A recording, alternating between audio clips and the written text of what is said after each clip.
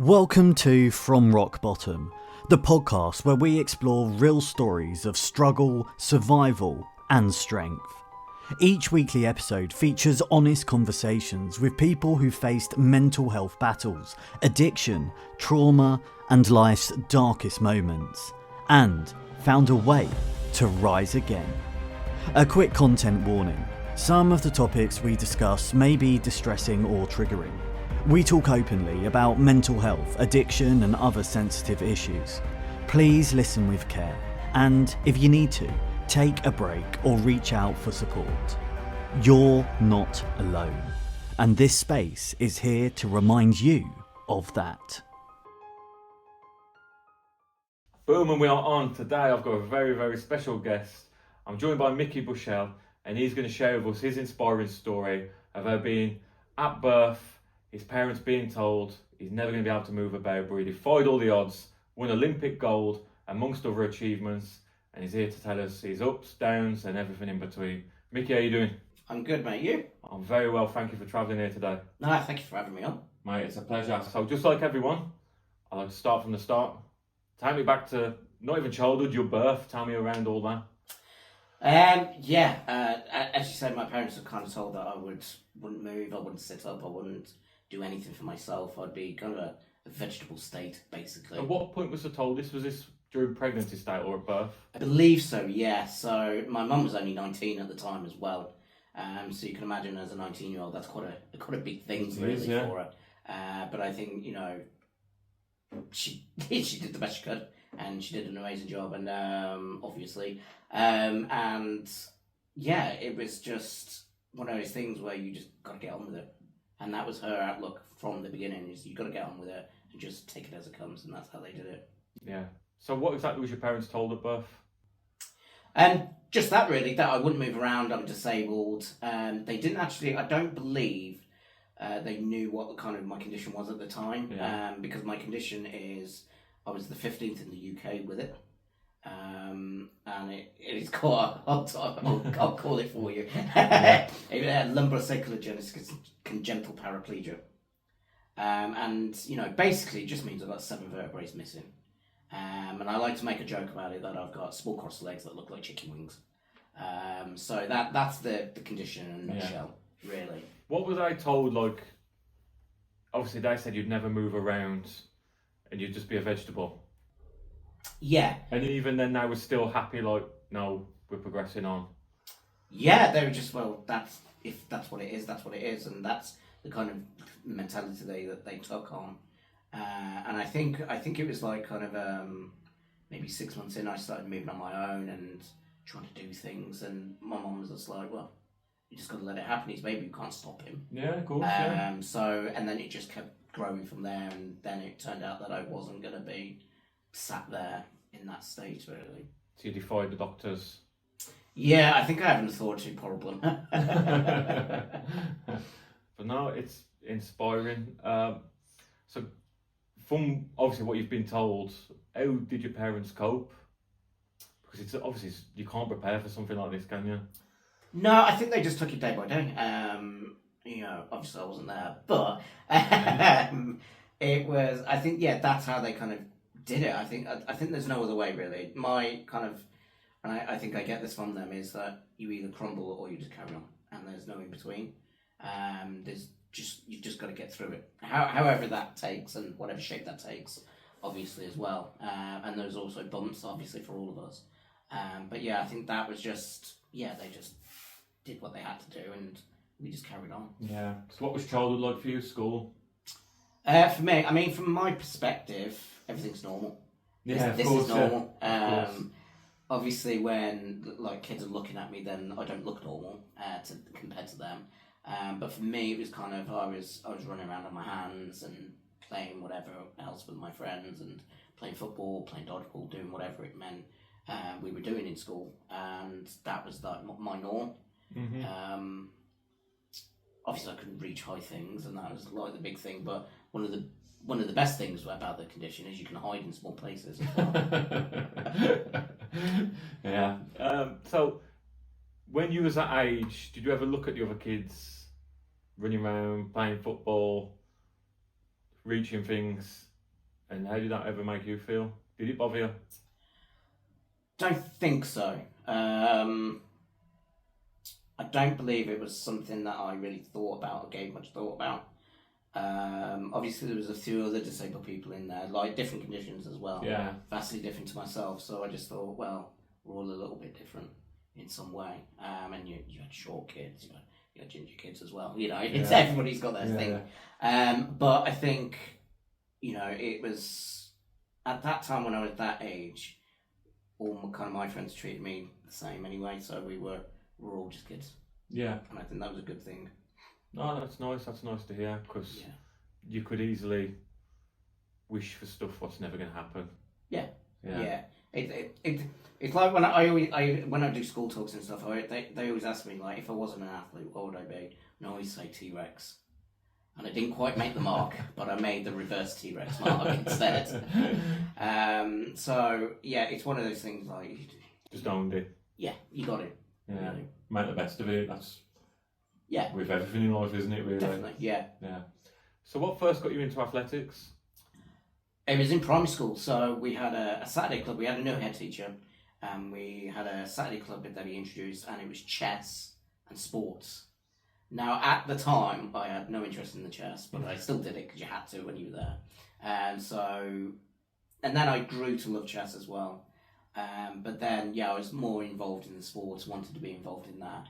And then he invited actually a local Paralympian as well, Deborah Brennan and her dad, to come down. And they just said, do you want to come training one Tuesday? And that was it. The rest was history. And what was the sport you got into? Wheelchair racing. How quickly did you pick that up? Well, I loved it. I loved the speed of it. I always loved kind of speed and a bit of adrenaline. I'm a bit of an adrenaline junkie. So from the outset, I just loved it. And they believed that there was talent there as well. Yeah. So, and obviously it just needed nurturing then. So I was with them for about a year. Then I switched coaches to another guy at the club. Who had the same condition as me, and he was the 7th in the UK to be born with it. And then he coached me to my first Worlds then, 5 years later, and so it was quite a fast progression if you think about it. Yeah, from a kid to the world champs, adult world champs as well. So when you first got into it, was this like, this is what I want to do as a career, or did you still thinking of other things? No, I was just thinking about that. I think I came into it so young that I wasn't thinking about careers anyway. Yeah. And then I was just thinking about the sport then constantly. I kind of got so obsessed with it then as well. Yeah. Did you have a backup plan? Nope. No, fair play, it's all or nothing. Yeah, exactly, yeah. So tell me about the progression into, so you're picking it up, you got a coach, you're getting into it, then how do you progress up into the world stage, what you got up to? It was kind of a quick process in a way. So I made my first world championships at 16. When I was 17, I switched. I had a kidney out that year, so that took me out for about a good 4 months. And then I came back and I had a brand new coach who took me on. He was French Australian, which is and Caribbean, so it was a very weird mix. And his wife was our boss at the time. So I met him through there, and he took me from sort of where I was ranked sort of 10th in the world, 11th in the world at the time, up to 2nd within 10 months. And that's when we won the silver 2 years later after the my first world champs. We went to my first Paralympics and then got the silver as well. So that 2 year period was kind of a whirlwind, and it was just so fast. It seemed so fast, even though it was 2 years. And then only a year after that, we broke the world record. So it was going from pretty mediocre or good to being one of the best in the world. Then, yeah, breaking records. Yeah, it was awesome. There was no better feeling. When I won the silver, it was a surprise silver. I was supposed to come 6th at best. So that one was just a weird. I don't know if it was a coincidence or just luck. Defied odds again. Again, yeah. And that was just a crazy time, yeah. Yeah. Where does it make you feel like you was told you're going to be a vegetable and then you're winning gold? I think the the biggest thing with me is that when people say you can't, you just go and do. Yeah. That's what you got to do and do. And you have that all through life, and I think everybody has that as well. And you either go and do or you don't. But yeah, I think I'm one of those people where you just got to think, nah, fuck that, do it. How did your mom take you with these achievements? I'm immensely proud, I think. Yeah, really imagine. proud. And that's a nice feeling when you can, it's one thing kind of racing for your country, and I think that's really, really cool. One of the proudest moments you can have. But also if you can make your family proud as well at the same time, that's brilliant. Yeah. That's what, look, especially from what you've overcome, what you've come from. Yeah. To then becoming the best. Yeah. Yeah. And then take me to the Paralympics. So yeah, we won the first silver in Beijing. That was the first one. And then it was a weird 4 years.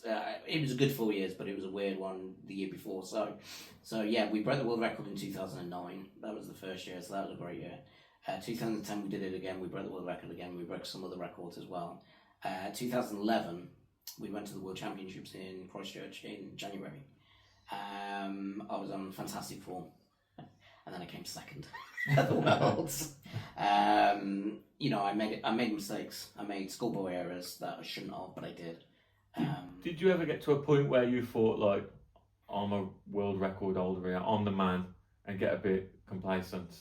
Definitely, I think that's a definite factor, yeah, for sure, because it was the first time that I went into a major competition where I was number one. Yeah. And then eyes are all on you. And I think as a young 20-year-old, it was like, yeah, I'm really cool. You feel invincible as well at that time. But yeah, I lost 3 kilos of weight in the holding camp. And it was stupid because I just didn't like the food, so I didn't eat much. But we were still training that intensity. Yeah. Massive mistake. And then the second mistake came through. I used these slick tyres in Australia where it was dry. They went really well, rolled really well, and we used them for the race when it rained the night before, and they slipped off the start, and I actually missed the goal by 6 inches. So it was a close race. I was furious. I was furious with myself. I wouldn't do interviews. It was a real learning curve for me at that time. But what I will say is I think I needed it, and I think I needed to lose big.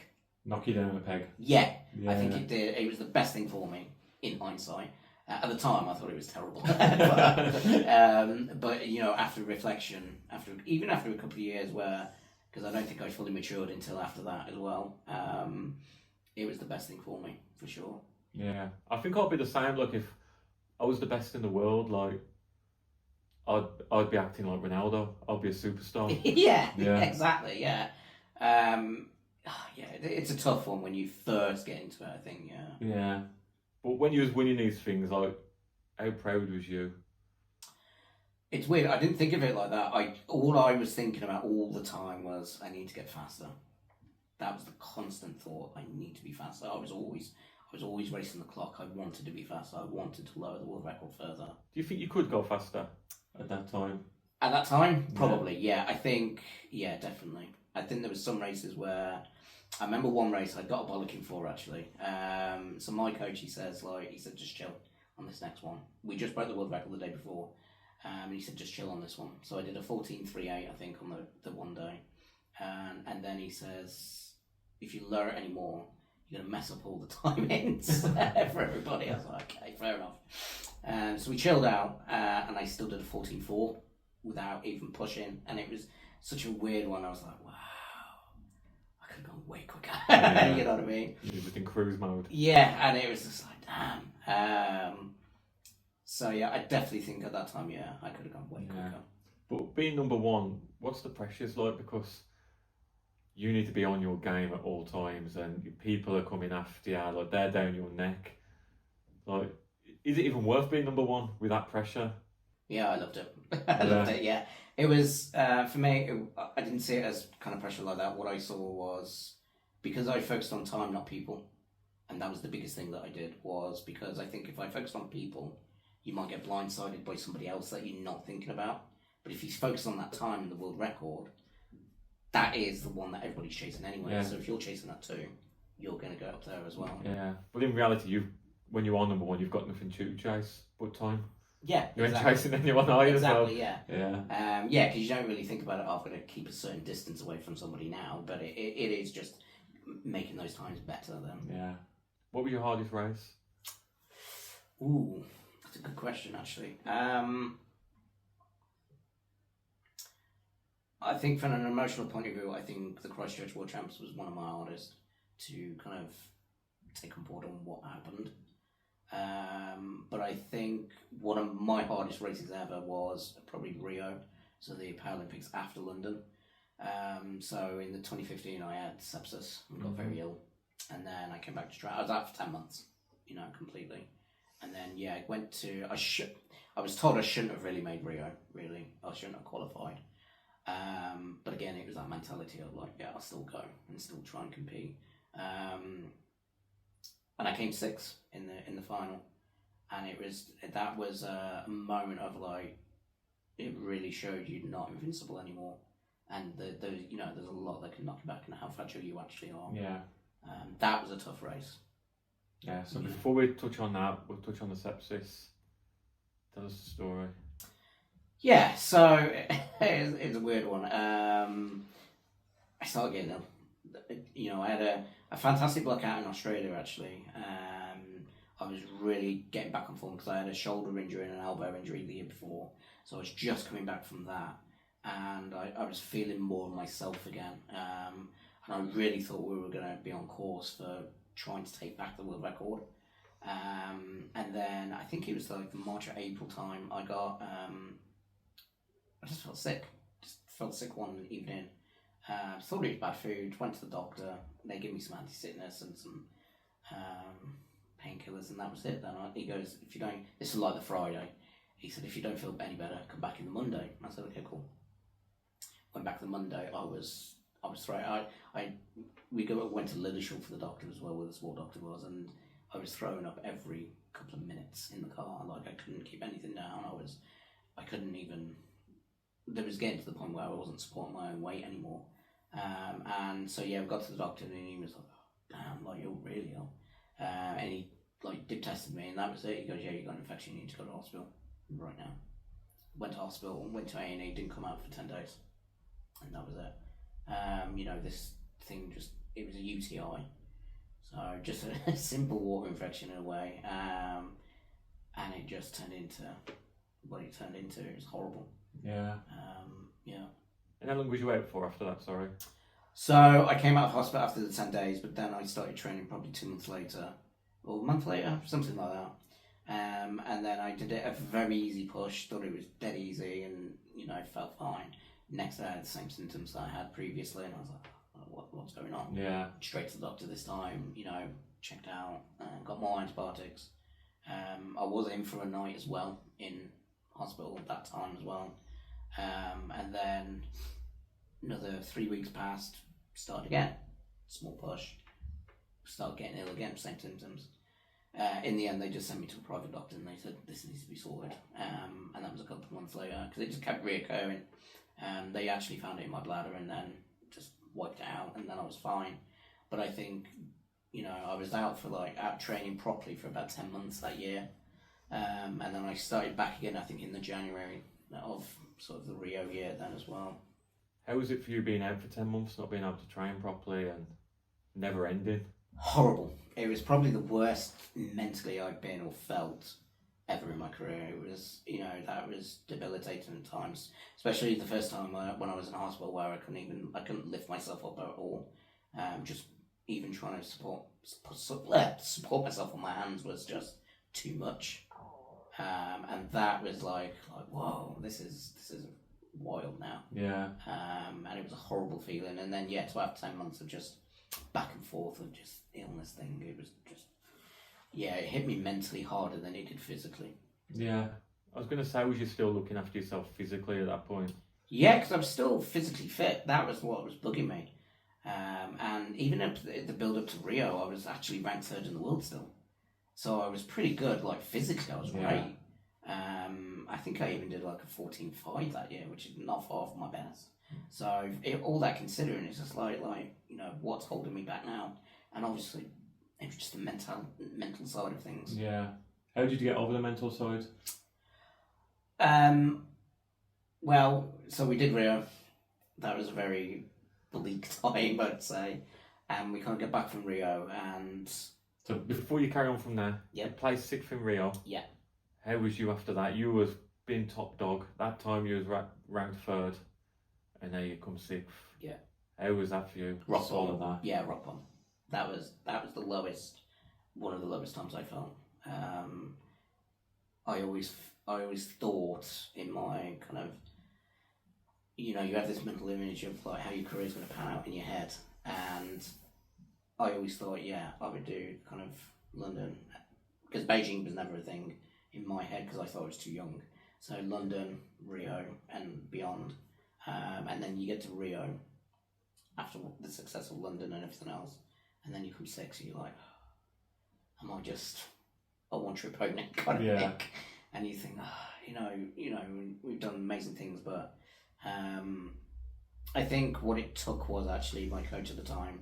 I was with Jenny Archer, who was David Weir's coach as well, and I have to say, like, she pulled me out of that hole, I would say, you know, and it was tough going, I think, you know, really tough going, but it was, she actually kind of just, she was that kind of mentality of like, you know, you either crumble or you don't. And for a little time I crumbled. Yeah. And you know, there's always a period of time where you're kind of really struggling. And I think just, you know, she just said like, we're just going to train. We're not going to worry about anything else. We're just going to train. I was like, okay. And that built a bit more confidence anyway. And then we started racing, doing some good racing. And then the confidence was just growing and growing and growing and growing. And then, I think after Rio, I started training in the February because I had that kind of wobble time. Started training, started getting fit, and we had a World Champs in the July in London again in 2017. So that was our focus then. And as I said, the training and the races were giving me confidence all the way through. We qualified 3rd in the world again that year. And then we went to that World Champs and we got silver. And then everything just kind of skyrocketed, you know, the mentality came back and, you know, that feeling of, I want to be the best again. I think that's what gave me the confidence.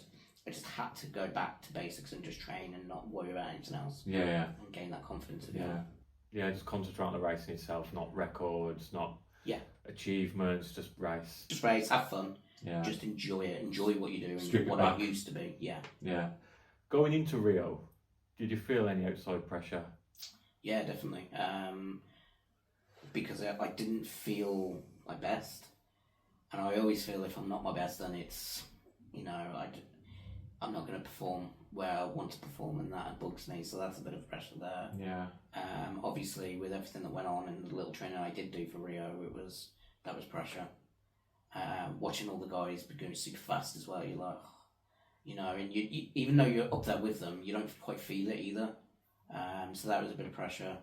In the heats, I had a slow puncture in the heats. So I pumped up 6 times in the call room before going out into the race. And so I had a rear flat tyre really in that race. We qualified for the final by 0.01 of a second, which is, you know, in my eyes I was like, damn, that was close. I was like, so that didn't help me that day either. And then we had to stay there, unfortunately, because the transport was quite bad. So if I went back to the village, then I'd have to come straight back. So I'm staying there all day. You know, there was a lot of factors, and just my own self as well. And self-doubt. Mm-hmm. Yeah. When you was struggling before Rio, after Rio, obviously with the pressures, then afterwards not achieving what you wanted to achieve, did you ever seek professional help or just cold turkey? No, I didn't. I had a sports psychologist who was great, but for me personally, and obviously I don't really recommend it for anybody else, but it might work. But for me, I always kind of try and internalize it, think about it, and then kind of talk to myself then in my head, and then be like, this is what you need to do. And that's where you've got to move forward. And, you know, I do go quite quiet in those times where I'm just thinking. Yeah.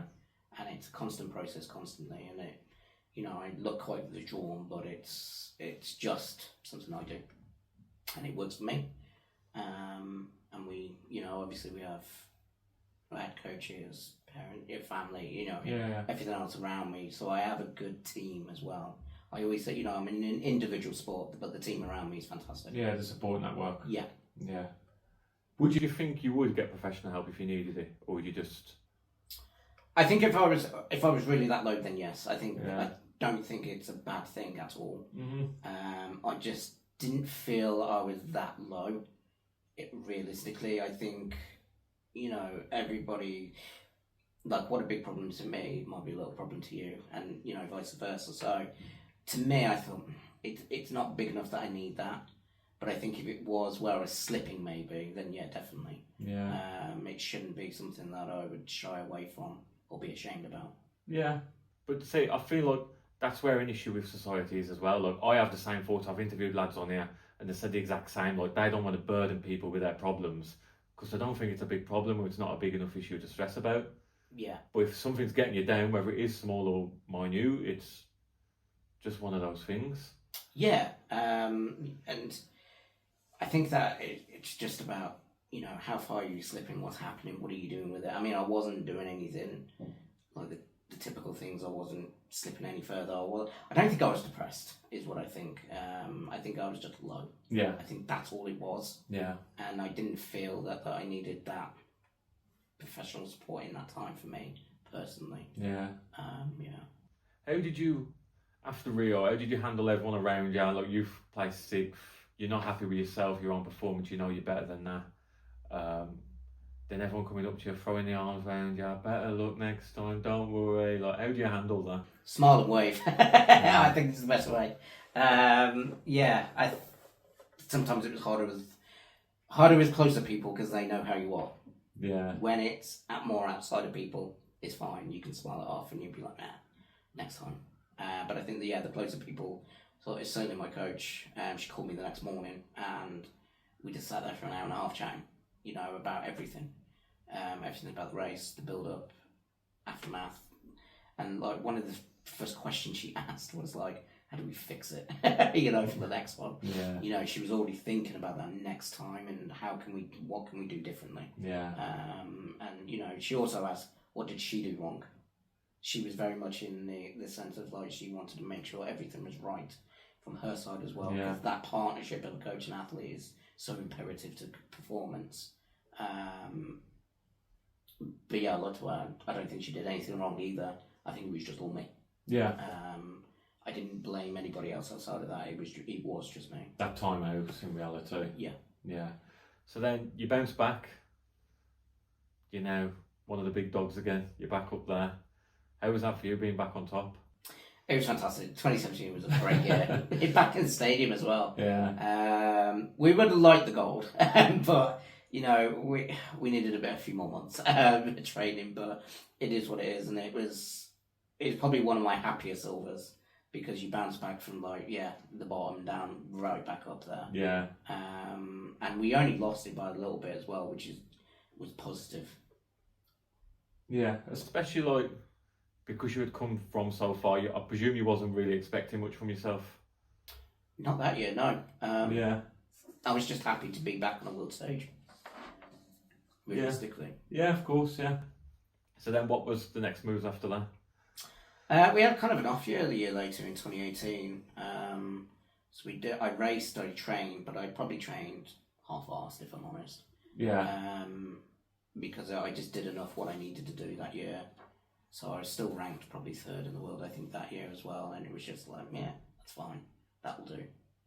And then we went into, I changed coaches again for the final time. And we were getting prepared for the 2019 World Championships in Dubai. So I didn't have the best winters. I didn't train as much as I should have that year. Again, my own fault. Through different things. And then when I did start training for 2019, we were in good form, great form actually. Physically it was great form. And there was just something mental there was a block. I don't know what it was, couldn't tell you now. There was just something there that wasn't right. So yeah, I was I raced in Switzerland. We always race in Switzerland every year because it's like the fastest tracks, the best guys go there, and that is like the where you kind of where you're going to head to at the end of the year. So I came to it there, and I thought that'll do. That's good. We're in a really good place. And then we carried on training. We had to train up until like the November because that's when the games were. So it was a long season as well. And we were doing races every couple of weeks at least, just to keep taking over and stuff like that. And yeah, I went to the World Champs. Great physical form, just mentally didn't have it. It just wasn't there that day. Didn't make a final. Just couldn't get in. I don't know if I was just too panicked or too. Just wasn't there. Too much pressure on yourself. Probably, yeah. I was probably worrying about different factors. I was probably thinking about the race when I shouldn't have been. Like I normally don't. Like for 2012, it wasn't even a thought. It was just we just race. I think 2019, I was just like, gotta get the start right, gotta get this right, gotta get that right, and then I messed up the start, messed up the pickup, and messed up the ending, and I was just like, damn. It just, after that 15 seconds is gone, it's over, and I'm like. Yeah. So yeah, that was an interesting one. How was it for you mentally again after that? Weirdly, I was down, but I wouldn't say I was really down in the sense of like how I was with the sepsis. Because I was still sitting there thinking I wasn't ill this time. Yeah. There was just pressure that I put on myself that I shouldn't have, and I'm like, you're an idiot, And it's always in that hindsight, isn't it? You always think, I shouldn't have done that. You think it's because you would rank third, and it's then like, I'm back up there again. Like, instead of concentrating on the racing, concentrating on times, chasing people. I probably was chasing people again, yeah, because I wanted to get back up into like third and third. Yeah. I didn't want a bronze, that wasn't in my mind. I didn't really want silver, but then I thought, well, gold might be still out of reach a little bit with the other athletes because they were strong athletes, incredibly strong guys. So maybe that was that thing where I wanted to get up there, but then I was stopping myself in a way because I thought maybe, and I was doubting. I think that was the biggest one. I was just doubting it. Yeah. And that's what kind of just wiped me out a little bit. Yeah, because like looking at it, like obviously when you started out, you didn't know where your career was going to go, but you achieved good things. Yeah. Then obviously with Rio, you was the top dog, and then you played sixth, and then you stripped it back to basics. You got back to achieving, and then as soon as you're ranked again third, it's back to that pressure. Yeah. Yeah, I think there's always certain pressure anyway from like governing bodies and stuff like that. There's always because they pay you wages basically. Yeah, so of course. There's always a a pressure of things. And, I don't think it's particularly a bad thing because you want excellence. So there has to be pressure there. Yeah. But it's just how you deal with that. And I think, just those few years from Rio was kind of just so up and down. I didn't feel like I got any real traction of consistency, Yeah. Yeah, looking at it, it's as if you race better when you just there to race. You're not chasing anything, you just... I'm here to race, I'm here to take part. What happens, happens. Yeah, I think that was always my kind of mentality of like, when I went into 2012, it was very much like, it was just another training session. That's all it was. It didn't matter who was watching, it was just a training session. It's the same 100 metres that you do at home. Yeah. And that's what I should have took into the other races, but didn't. Yeah, I suppose when you have won your golds, your silvers, you've set world records. It's hard, like, as much as you want to tell yourself, like, it's just a race, you've got to uphold an image and your records and be that guy who's won gold. Yeah, I think there's a pressure of... Subconsciously. Yeah, of you've won it and then everybody expects you just to win all the others and you don't. Yeah. It's a bit like, you watch some of the athletes in the world like Ronaldo or anything and then he misses something and you're like, I shouldn't have missed that. Yeah. But... it happens. We're still human. Mm-hmm. That's all we are, just humans. There's nothing special about us other than we just train repeatedly. That's all, and we were just willing to do that constantly. Yeah. So yeah, there is that. So, and I always get it always makes me laugh though. Everybody when I get asked questions is like, "So are you doing the London Marathon now?" I'm like, "No, I'm a sprinter." And they think you can win all the other races, and I'm like, "No, I'm no good at them." Yeah, two completely different things in reality. Like you wouldn't see Usain Bolt doing a marathon. Yeah, you know, it just doesn't make sense. But yeah, that's a weird one as well with questions like that. They think you can just win everything then. You can't. Yeah. So how was it after moving forward after that? What was next down the line? COVID was down the line, wasn't it? Yeah. I mean, for everybody, that was an interesting time. How did that affect you? I loved it. Yeah. I loved it. All I did, I just trained twice a day. You know, that's all I did was train. I was in such good fitness. It was great. It was fantastic, actually. But then my coach got took ill, unfortunately, in 2020 at the end of the year. And I offered to him, I just said, look, I've got a great experience, obviously, over the last 20 years. I'll coach the team. I'll keep them until you're back and better. I'll do it. And that was like 5 years ago, and he never returned to it. He was like, yeah, I've had enough. I was like, fair enough. So I just continued. So that was kind of my life then. It's coaching then. Yeah. Which I never thought it was going to be, actually. I never thought. I mean, I qualified as a PT back in the 2013. That was the backup. That was the time where I thought, I need something.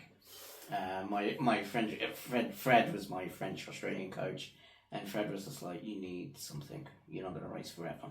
Mm-hmm. And when you're like 20, you think, yeah, I am. But you're not. You know, and so I had that qualification, which was great. So I had that in the bag. And then, I took over the athletics guys, and I have to admit, at first I didn't enjoy it. I wasn't enjoying it because I knew what the politics was like. I knew what it was like being an athlete and how hard it was. Yeah. But then to manage them, oh my God, it's horrible. But then I kind of grew to love it, and then, after that, well, just before the athletics, I was starting to build an academy anyway for wheelchair users. So I was starting to do sort of wheelchair skills for wheelchair users anyway. But then the athletics side kind of slotted into the side of the academy as well. Yeah. Was it hard for you to be on the sidelines watching everyone else get involved? At times, yes, definitely. Yeah. I thought, I want to be out there and doing it, and now I watch and I'm like, I'm glad I'm not out there. Yeah. I mean, I'm still competing, but it's certainly not at the level I was. Which is nice. But yeah, I definitely love kind of watching the athletes perform now as well. Yeah. What's been your proudest moment as a coach? So actually, it wasn't in athletics, funny enough. Okay. So it's in the wheelchair side, the wheelchair skills side of things. We had a guy. So back from the beginning, we fought quite hard to get some funding to start off a project, and it was an 8-week project where we had a wheelchair spin class. So we use rollers, and then I did like a 1-to-1 PT with everybody that was on the course. We had 5 people. Well, we set out to have 5 people. 2 people came to the first course. One lad from Telford and a lady from Cumbria, which is crazy because she travelled down every week. The commitment she showed in that 8 weeks was phenomenal. Couldn't fault it. But yeah, this guy, Phil his name is, he was quite a big boy. He was quite a bigger boy before he came to me as well. But he came to me about 16 and a half stone. Didn't have much confidence within the chair. Didn't want to go out much with his family and stuff like that. Didn't want to burden people. That's his kind of exact words. Yeah. He felt like a burden to his friends, family, and all that. And I said, okay, let's fix that now then. So we dropped all the way off. We dropped him down to about 11 stone within 5 months. And now he pushes everywhere. I mean, everywhere. I taught him how to push properly, taught him how to do wheelies, how to get up in their curbs. That's what we kind of teach on the course. But within 5 weeks, I said to him, I think you'd be a great coach for us. Because he had that kind of mentality. You get a vibe of people that know they're going to be quite good at things. And he was like, nah, not interested. I was like, okay, cool. And I left it there, didn't say anything else. A couple of months later, we ran the second project, and he was working with me personally anyway, then I was his PT. And he said to me, he goes, can I come along to the course? Just, mingle, help out if I can. He goes, I'd love just to help. I said, yeah. Let me do the first week and then to see how they are, because I wasn't sure. So we had 4 or 5 people this time. And he was texting me all morning, how's it gone, what's this, what's that? And I thought, yeah, you don't want to be a coach, do you? And then he came, and then he went to every single session that we ever ran. And, after a couple of weeks, I just said, look, do you want to be qualified? We can pay for it. Why not, eh? And he went, yeah, go on then. And then he became an assistant coach with the academy, and it's ever since. So it's, from that journey of, not being able to do anything to days where he came to train and he'd be like, oh, I did 16 miles yesterday, my day chair. And even in my head, I'm like, why? Kind of thing. But he went out and did it, and then he flew to America with his wife, which was fantastic, and indoor sky, he did all these things, and it just, that for me was like the epitome of why I do what I do. Yeah. Because it just changed life. Completely transformed him. Yeah. Made him a recluse, from a recluse pretty much, not wanting to go out to his family now, to indoor skydiving, 16 miles in his chair. Yeah, and then he's dragging me out. I'm like, damn, what have I created? And he's fantastic, and now he's working with other people to do the same thing. And that kind of turnaround, that is a proud moment as a coach, that can be a part of that journey. Obviously, he put in the hard work. There's, his work ethic was like second to none. Yeah. And we get a lot of people on the academy now, they're like, oh, we want to be like Phil. And I'm like, well, are you willing to work like Phil? That's the factor of it. But yeah, that was it, I think. Yeah, I think that shows as well. Hard work always pays off. Yeah. And people, how long did it take in this transformation? So I'd say probably all in all, maybe a good 6 to 12 months. I think where we kind of, within the 8 weeks, he was coming early to the sessions just to come and help me set up. He was kind of involved really, really early on. Yeah. And that's why I kind of thought to him, I thought, yeah, you'd be good with the other guys that we work with in the future. And but I think, once we got kind of the weight off, he worked so hard in the gym, from not being able to even lift his bum off the ground for a pull-up to now doing a full 6 in a row without breathing. Yeah. There's just massive changes, and then he went into ultra racing, for a bit of fun, obviously. Won his first 10K that he entered, which is really cool. And just doing different things like that is really cool. Yeah. Yeah. Which is nice, because people always see stuff, especially on social media. They go on there, they see someone with a nice car, nice house, and they're like, I want that.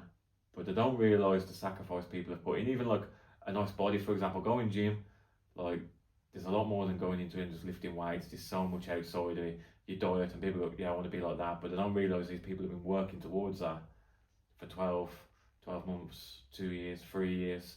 It's an everyday thing, just like the guy who's just talking about, he's living and breathing it to get better. Yeah, it's a weird one. It's the same for me. When people, this is a weird one I get as a coach, right? So I work with able-bodied people as well, and that's kind of my bread and butter from the beginning. But when I talk to some people, they're like, oh, your session would be too hard for me. And I'm like, why? I'm like, well, you're a Paralympic champion. I was like, well, I'm not asking you to train like me. You know what I mean? I'm not stupid. Yeah. There's levels to it, Everybody starts somewhere. I started somewhere. Yeah. I wasn't just this. I didn't come out the womb a champion.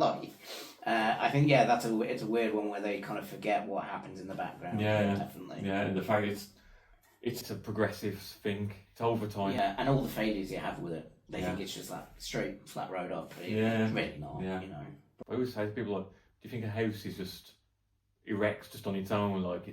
There's so much into it. Yeah. Yeah, and that's just the same as doing anything you're doing in life, whether it's a career, a body, a hobby, anything.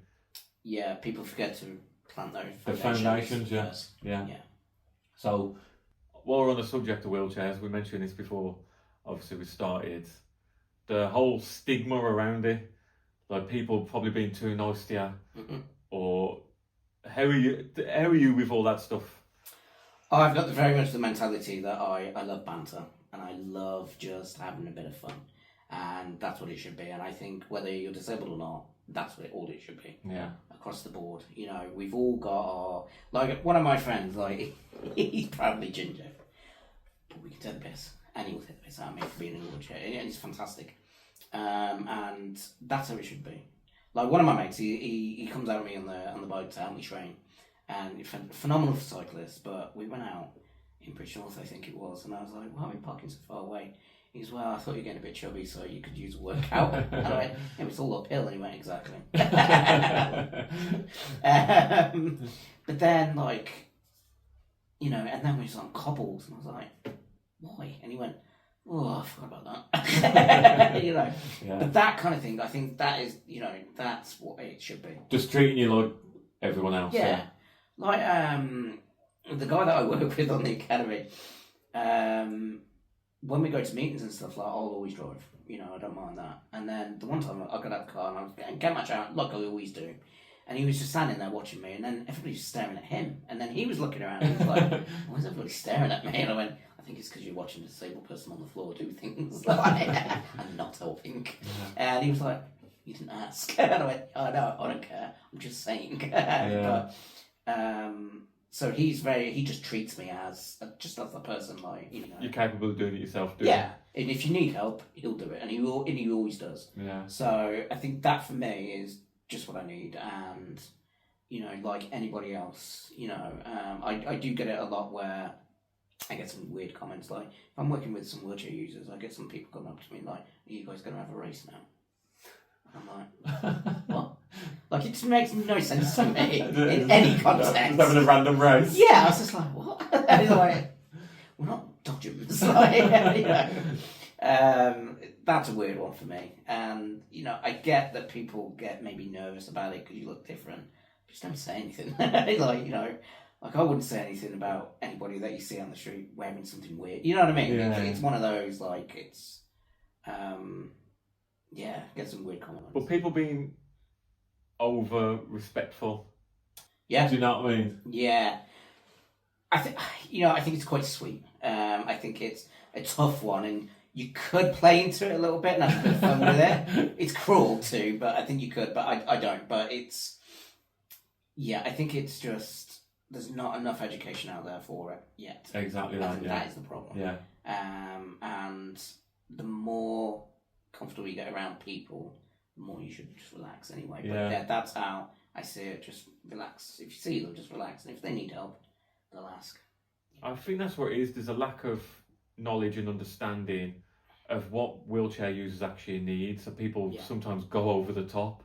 And I presume it can be quite frustrating as well for the wheelchair users. Like, I can fucking do it. I can manage. Yeah, like I think when I was younger, I took it more personally. But as you get older and you mature a little bit, you realise that it's just not that. It is just, there's lack of education. You don't see wheelchair users out and about often either, because of, for whatever reason. And, you know, a lot of the reasons that we found is like just because they feel that they can't do anything, or they've been told they can't by professionals. That's a big one as well. Yeah. So they just hide, you know, or they'll have somebody with them constantly. And that's what we found with the academy. Yeah. It's like, that's the kind of people. But then, you know, what we found as well is bringing them into a community of people that are a bit like me, a bit of a dick. You know, I'll say it, because I think you have to be. You've got to get that sense of humour out. You know, I always say, like, you can't have a sense of humour when you've got legs like mine. There's just no way. You know what I mean? Yeah. You got to, right? And yeah, that's the kind of mentality that I try and do with the academy. I want people just to feel normal within who they are. Yeah, yeah, just live life as normal as they can. Yeah. Things where you have to adapt, but I think even if you're able-bodied, there's things that need to be adapted as well.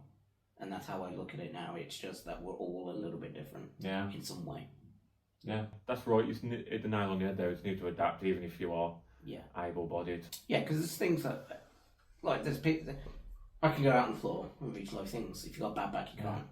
You know what I mean? And that's how I kind of look at it as well now. Is like, there's some things I can do that people can't. Yeah.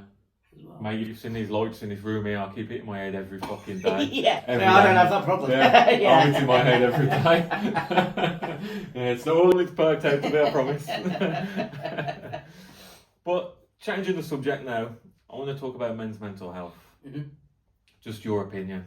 Obviously, you're not a doctor. I'm not a doctor. Yeah. But I've got my experience. I'm diagnosed bipolar. I've gone through the mental health services since I was 13. I've done every medication out there. I've done every drug, apart from heroin and that kind of stuff. Do you know what I mean? No, but I've dabbled with a lot of things. Like, why do you think men ain't opening up? I think there's a lot of societal pressure to be strong, to be silent, and just be there all the time, which I don't think should be true. I think it should be that, showing some vulnerability is not a weakness, and I think it's quite a good thing. Mm-hmm. And at the end of the day, we are all human. We're not machines. We're not people that we can just switch off. Mm-hmm. I think that's kind of my opinion. I mean, I haven't got the vast experience of going through those services either. As I said, for me it was always internalised, but like I said, that just worked for me. But I think, there's definitely a space where people should feel okay to just talk. Yeah. And talk openly about it. And I think actually, again, I'll say it again, like, the more I've matured, the more that I felt easier to do that as well. Yeah, 100%, yeah. I think when when you were younger, because you care more about what society thinks when you're younger than you do when you're a bit older. Yeah. And now I'm starting to not care. Mm-hmm. It's okay then. But I think, certainly younger men, I think, struggle with it. Yeah. I think men are scared of showing emotion because they think it can get used against them. They might seem weak, as if there's some kind of target. Do you know what I mean? As if they're Rocky Balboa and them crying's gonna make them an easy target or whatever. But that's not the fact. Like, where you're sat right now, there's a professional boxer, Andy Flute, sat yesterday. He had sparred the likes of Joe Calzaghe, Eubank Senior across multiple camps, Nigel Benn, hard guy. He sat there yesterday and cried twice, and that doesn't make him weak because you still won't want to fuck about with him. Yeah. Do you know what I mean? Just because he's crying and showing emotion doesn't make him wet or weak or anything like that. No, I think it shows that you care. Yeah. A lot of the time, if you can show that emotion and be comfortable with that, I think you have a lot of strength actually doing it as well. I think there's an incredible amount of strength to be open about things. I think it's a kind of what's the word now? Like, when you close yourself off, it's kind of that coping factor, isn't it? Yeah. Of you just trying to cope rather than trying to deal with it, Mm-hmm. in a sense. And it's so hard to get out of that as well. Yeah. Without someone. But then I guess it's that vicious circle. You'll know better than me, but it's that vicious circle of being in that group, knowing you need help, but then not being able to get it because you don't want to, in a way. Yeah. It's hard, very hard. It is very hard. Like, I've gone through the services, and like when I was younger, so when I first started trying to get help, I was depressed. I was 13, 14. Obviously, you're changing into, your body's evolving. You're getting feelings you've never had before. And I'd go for help, and it's like, there was less knowledge then. The help available, but there was less knowledge. It's like, what's wrong with you? I'm like, I'm depressed. Why? There's no reason. I don't need a reason to feel down and sad and hate myself. I just feel that way. Well, there's nothing wrong with that. Here's some antidepressants, fuck off. And like, there's no follow-up, there's no nothing. Then I feel like as time's gone on, society's changed a little. There's now more understanding, but less help. It's like, we know now what's up with you, we can see you are struggling. However, during the 8-month waiting list to get psychological help, it's like, we're 2 years for it. Yeah. I ain't gonna last 24 hours. Yeah. And you want me to wait 8 months? Yeah, I think like information is so readily available these days, and the problem is like you get self-diagnosis as well, which is even worse. Yeah, that's horrendous. Because you just fucking go for everything, the worst case scenario. But I mean, it's like this day and age, it should be easier, I think. Yeah. For everything, but it's just not, unfortunately. Look. But I think in the UK especially, I think we're kind of more of a reactive than proactive with everything. Yeah. When it's too late. Yeah. Oh, we'll fix them after it's happened. Yeah. Like, that's the point. But like I just said, like now, there's more knowledge within the healthcare, but there's no help, and there's no help because they're getting strangled, again, funding taken from them, and then there's people struggling day-to-day life with the cost of living, who are struggling like today in the moment, so they're going to get help. Then you've got people with long-term mental health conditions trying to get help at the same time, and because of the cost of living and everything, everything's just swamped because people can't cope, and the system itself can't cope. You've got people with complex needs getting pushed to the back of the queue. Then even you got the ones struggling today being told to wait 2 months, but they're struggling today. Yeah. And it's like, it's boiling point. I don't know what's going to happen. I don't know how it's going to pan out, but I just can't see it being good. And then the government ain't doing enough. And then you've got groups like Andy's Man's Club, the Circle of Life, community-led groups just set up by volunteers in their own time. They're doing more than the actual government are doing. Yeah. And I think it's sad. It's like the biggest killer in men under the age of 55 is ourselves, is mental health. And the only people doing something about it is volunteers. Yeah. It's like more needs to be done, but nothing's being done. There's a massive parallel, and why I set up the academy is because we've got the same problem with wheelchair users. You know, no matter what, there's a huge gap, and this is what happens. Like, so even from Phil's perspective, he told me this, that he was given a chair, and he was like, "Off you pop." Yeah. That was it. Yeah. And he was like, "Well, how do I use it? How do I do this? How do I do that?" And then you start spiraling again, and you know, you've gone from like an able-bodied to a wheelchair user. Yeah. You're like, fuck, man. Like, he was only like 20 at the time as well. So, you know, in his prime, Yeah. being taken out almost.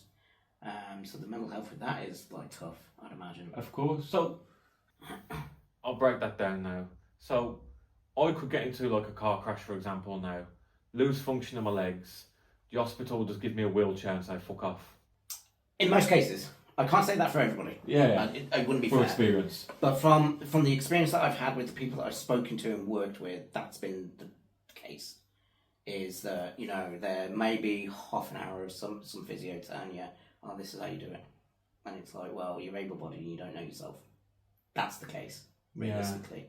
You know, and, you know, we're fighting hard now to kind of get wheelchair skills out there for people, because it is debilitating. You think, like, you go from and the world is set up to be for able-bodied, and Yeah. I'm not saying that's a bad thing, because that's the norm. And again, I was probably more bitter about that when I was younger, because I didn't have the maturity to look at it from a different perspective. But you think about like the masses, like that's what it caters for, and that's okay. But there needs to be an adaptation somehow to fit in as well. And while things are getting better with accessibility, there needs to be this other part then of the actual user needs to be adapted to come across things that they might not expect. Look, I'd never thought about that. Like, you can just get put in a wheelchair, and then you've got to adjust to a wheelchair physically, but also mentally. Like, you've now lost the use of your legs, and now that's your life. Like, yeah, because I always say I'm the lucky one, because I was born with it. That's what you know. I didn't have to change. I didn't lose something. With the guys that have lost something, there's definitely something more, you know, mental with them as well. Yeah. I mean, there's a lot of people that are born with it that I've found that are quite down in the dumps. But again, I think it's for them, is like they've been told that they can't do this, they can't do that. Like, I had one person, they said to me on the course, they said, oh, we'd never have done this in hospital because it's too dangerous. And I was like, yeah, but what's the real world like? I said, can you be saved all the time? No. Yeah. You've got to fall out. If you haven't fell out your chair, I say you're not a wheelchair user, not properly. Because you've got to fall out, you've got to know what it feels like to fall. You've got to know how to get back in your chair, you've got to know how to transfer on and off the floor, in and out of the car, or whatever you might do. You need those skills. They're the skills that you really, truly need. And I think a lot of people are being failed, in my experience, with that. Yeah. So, moving forward now, what's the plans for you? So I'm training again now. I'm actually hurting today as we record this. I'm in a lot of pain. So 2 years ago I did the recon for the academy. We raised a load of money, which was fantastic. And you went up there on your hands? Yes. Yeah. So I walked up my hands, full steam, no carrying, no. I get very annoyed actually. And a lot of people kind of look at me weirdly for this. So as amazing as I think it is that some wheelchair users go up mountains and stuff like that, I think it's fantastic. However, when they claim that they got up there and they climbed it, that's where I have a problem, because did they do it? Yeah. You know what I mean? And, you know, so I climbed the Recon, we summited it, we got up there. How long? It took me 5.5 hours. It was a long day. You know, it's a bit different for 15 seconds on a track. There was a lot of braking in that point. Unfortunately, I I think I was a bit complacent about the Rican actually. So I walk around on my hands quite a lot at home, now around the house, up and down, whatever else. And then I think, yeah, I can do that. It's fine. It's not no problem. I'll do a bit of training. So I did a bit of training and realised like, fuck, this is not good. I thought, we'll wing it. It's fine. And we did wing it. We got up there, and it was incredibly tough. In fairness, I was battling an injury in my elbow again that year, where to the point like 2 weeks before I didn't know if I could actually get up there because I couldn't put weight through my elbow. So that was a bit of a problem. But I thought, we're doing it. If I get injured, we get injured. It doesn't matter. We did it, and it was great. But this time now we're planning to climb Snowdon. For any particular reason, or just because? It's always been on my bucket list. I think for me now, like I love racing, I love Paralympics, I love all that stuff. But I always set out just to win gold. That was my goal. Yeah. I did that. Mm-hmm. And it's always that question of what is next? What can push me further? Sure, I could probably get quicker. I don't know about now, but now I'm older. But definitely back then, yes. Yeah. But now it's like kind of what can I do? And Rican was a great one. It really opened my eyes to what was needed. So it was a great thing. But Snowdon, yeah, we're looking to climb Snowdon next year in September. You doing these things, what message do you think that sends to others? I want to show that they can do things rather than feeling isolated and not going out and doing stuff that they want to do, that they can. Yeah. Like I don't know what's going to happen on Snowdon. I have no idea. I'm going to prepare for it the best way I can because I'm training now. I've got 11 months. Hopefully it goes well. But I don't know what's going to happen in the next 11 months with training. I don't know with injury, or I'm going to do everything I can in my power to be the best I can be. Yeah. But at the end of the day, even when I get on the mountain, I think it's still going to come up against something unexpected. Of course, yeah. It's just the nature of it, and I think if I can show that message to everybody else who is a wheelchair user, that sometimes unexpected things come up, and how do you adapt to those things? If you've got a toolbox, great. And that's all we try and teach is a toolbox. Hopefully you don't have to go and do all these things that we teach, but at least you've got it if you're on your own. Like I always say, if you can drag an able-bodied person out to come and do your petrol, do it. But have the ability to do it yourself. Yeah. That is always the message that I always have for people. Have the ability to do everything yourself. But if you can get help, do it. I'm all for it. I used to drag on my brother quite often to come and get the petrol, for shopping, daft things, like everyday things.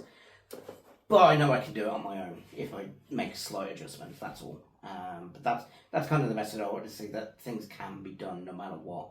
All right, Snowdon is a bit extreme, but it does show that it can be done. Mm-hmm. Yeah, of course, it's very inspiring. Like, not a lot of people would take up that feat. Yeah. Yeah, but is that just you, just always wanting more, pushing more? Yeah, I think it's the athlete in me. I just want to go higher and higher. Yeah, I even said to my friend who she's my kind of business partner, and she's coming out on the training, and she said something really funny to me actually, because she was there with the team with the Rican, and she was just like, I said I'd really appreciate coming out training this week and last week and stuff like that. She goes, I got to, because I don't want you doing 2 training sessions between now and September next year. I'm like, cool. She goes, be too stressful.